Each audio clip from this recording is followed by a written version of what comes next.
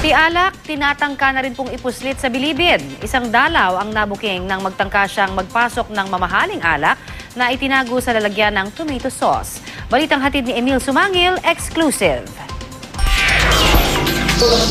Ipapasok sana ng babaeng dalaw sa maximum security compound ng New Bilibid Prison ang 14 na resealable pack na ito ng tomato sauce. Pero hinarang ito ng isang prison guard na diskubre kasing hindi tomato sauce ang laman, kundi isang uri ng mamahaling brand ng whiskey. Pagkapako, may tubig. So pag amoy ko, amoy alak. Sadyang hindi ipinakita ang babaeng dalaw na nahulihan ng alak para hindi raw maapektuhan ang investigasyon. Iprinisenta sa amin ang nasabat na alak habang kinakapanayam namin ng mga opisyal ng NBP. Buong puwersa silang humarap para raw ipakita ang suporta nila sa liderato ng Bureau of Corrections sa gitna ng mga kontrobersya ukol sa umano'y laganap na drug trade sa bilibid sa pamamahala ng mga maiimpluwensyang bilanggo. Ang kasalukuyang namamahala ay nasa matuwid na landas. Sana ibigyan ng pangunawa sapagkat kami ay dumadaan sa maraming pagsubok.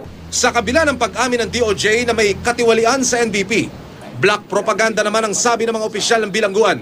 Aminin ko po, meron po talagang iba na naliligaw na landas. Subalit po, ito po ay binibigyan din naman po natin ng karampatang parusa. Pero ayon sa NGO na The Conscience of Bucor, ang grupong nagsiwalat ng katiwalian sa NBP, katotohanan daw ang kanilang pinaglalaban. Hindi raw sila nagpapagamit sa anumang grupo. Isang inmate naman sa maximum security compound ang nagparating ng kanyang sentimiento na wala pa rin daw pagbabago sa loob. Ang presong namatay dito hindi mo mabilang. Pag sa empleyado, ganun din. Pero walang aksyon. Ang bureau na kung paano masawata yung mga bagay-bagay niyan dahil sa mga ilang taong nag-aari-arian dito sa loob. Pati raw rasyong pagkain, sa itsura pa lang, mahirap ng kainin. Pagkain dun hindi pagkain ng tao.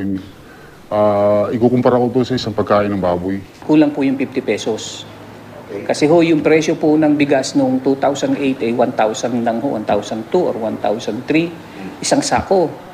Ngayon po ang presyo po ng bigas ay mahigit 2,000 po isang sako. Emil Sumangil, GMA News.